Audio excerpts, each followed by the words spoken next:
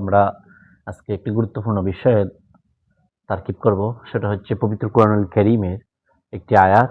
আল্লাহ রাব্বুল আলামিন বলেন, বিসমিল্লাহির রহমানির রহিম, ইন্নামা ইয়াখশাল্লাহা মিন ইবাদিহিল উলামাউ। এই আয়াতটি আমরা তারকিব করব, আর আপনারা আমাদের সাথে থাকেন। দেখেন, সর্বপ্রথম যে শব্দটা এসেছে ইন্না, ইন্না আসলে হরফ মুসাব্বাব বিল ফিল, কিন্তু তার সাথে একটা মা এসেছে, এটাকে বলা হয় মায়ে কাফা। তো ইন্নার সাথে যদি মা আসে তখন ইন্নার আমল বাতিল হয়ে যায়। মূলত ইন্নার আমল হলো ইসিমকে নসব দিব আর খবরকে রফা দিব, কিন্তু এখানে তার আর আমল থাকবে না, কোনো আমল করতে পারবে না।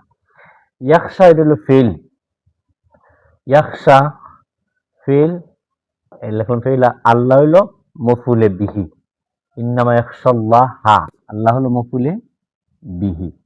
তারপর হচ্ছে মিন, মিন হচ্ছে হরফে জর, আর ইবাদুন হচ্ছে আব্দুনের বহুবচন হচ্ছে ইবাদুন, আর হি হইল আব্দুন, আর হি হইল মুজাফ ইলাইহি, আব্দুন হইল ইবাদু হইল মুজাফ, আর হি হইল মুজাফ ইলাইহি, মুজাফ ইলাইহি মিলে হরফে জারের মাজরুর।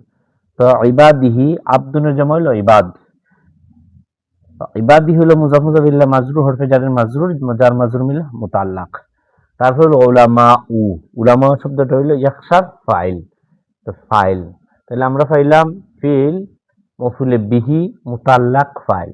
তার কি বলো ফিল ফাইল মফুলে বিহি মুতাল্লাক মিলে সবটি মিলে হলো জুমলাতুন ফিলিয়াতুন, জুমলাতুন ফিলিয়াতুন, জুমলাতুন ফিলিয়াতুন, এটা হলো জুমলায়ে ফিলিয়া। এখন আমরা তারকিব অনুযায়ী যে অর্থ করি, আগে উঠবে ফাইলের অর্থ।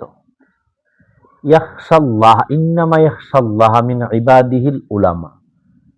আমরা মুতাল্লিকের অর্থ যদি আগে করি, তার বান্দাদের মধ্য থেকে আপনার আলেমগণ আল্লাহকে ভয় করে। যদি ইন্নামা এর অর্থ ধরি, অর্থ হলো আল্লাহর বান্দাদের মধ্য থেকে একমাত্র উলামায়ে কেরাম ভয় করেন, অর্থাৎ আল্লাহর বান্দাদের মধ্য থেকে অধিক পরিমাণে আল্লাহকে ভয় করে উলামায়ে কেরাম। তাহলে ইন্নামা ইয়াখশাল্লাহ মিন ইবাদিহিল উলামাউ, এই শব্দের এই ইবারতটি আমরা তারকিব করলাম, তারকিব অনুযায়ী অর্থ বললাম। আশা করি আপনারা বুঝতে পারবেন। এই আয়াতটির অর্থ হলো একমাত্র উলামায়ে কেরাম আল্লাহকে বেশি ভয় করে।